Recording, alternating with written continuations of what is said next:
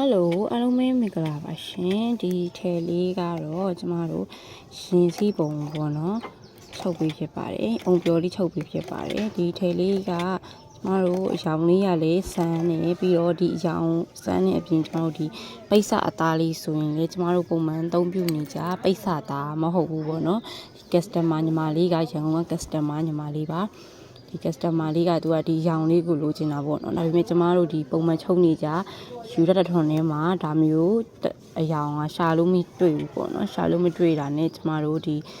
အခြားပိတ်စကိုအသုံးပြုပြီးတော့ချုပ်ပေးထားတာပဲဖြစ်ပါတယ်အခြားပိတ်စကိုအသုံးပြုပြီးချုပ်ပေးထားတော့ဘာဖြစ်လဲဆိုတော့ဒီပုံမှန်အသုံးပြုနေကြပိတ်စမဟုတ်ဘူးပြီးတော့ဒီပိတ်စကျမတခါမှလည်းမသုံးဘူးပေါ့နော်အဓိကဘယ်ချက်ကိုကြည့်ပြီးရွေးလိုက်တာလဲဆိုတော့ customer ညီမလေးကသူမပူချင်ဘူးပေါ့နော်အသားအေးတဲ့ဟာလေးကိုအသုံးပြုချင်ပါတယ်လို့ပြောရတယ်ကျမတို့ဒီပိတ်စအသားအေးတဲ့ကနေရှာပြီးတော့ကျမတို့ချုပ်ပြီးဖြစ်တာပါအသားလေးကကြတော့လေဘယ်လိုလေးလဲဆိုတော့အေးအေးလေးနဲ့တော်တော်လေးအေးမဲ့ပုံစံလေးပေါ့နော်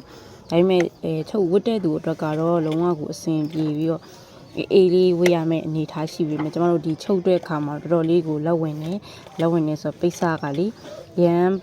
အီပြီးတော့အေးမဲ့အသားဖြစ်နေတဲ့အတွက်ကျမတို့ပုံမှန်ရိုးရထွန်နဲ့ချုပ်တာတဲ့ချုပ်နေကြဆိုတော့လေဒီအသားမှာတမျိုးကြီးဖြစ်နေရပေါ့နော်တတိထားရတယ်ပို့ပြီးတော့ခါတိုင်းနဲ့ပို့ပြီးတော့တတိထားပြီးတော့ချုပ်ရတဲ့အနေထားမှာရှိပါတယ်ဒီထဲလေးဆိုရင်ကျမတို့ရင်ကရင်ပတ်လေ40ပေါ့နော် customer ညီမလေးကရင်ပတ်လေ40ရှိရယ်ရင်တစ်ပတ်ရှိလေးကရှစ်လက်မရှိပါတယ်ရှင်ရင်တစ်ပတ်ရှိရှစ်လက်မရင်ပတ်လေ40ခါပတ်လေ33လေးနဲ့ချုပ်ပြီးဖြစ်ပါတယ်ဒါလေးကတော့ရိုးရင်စီပုံကူမှာအုံပြော်လေးချုပ်ပေးထားတာပါကျမတို့ဒီလိုမျိုးအုံပြော်ဆိုဒီလိုမျိုးအုံပြော်လေးဆိုပြီးမဲ့ဘယ်လိုဖြစ်လဲဆိုတော့3လွှာပေါ့နော်အရင်မပါပါဘူး3လွှာချုပ်ပေးထားပါတယ်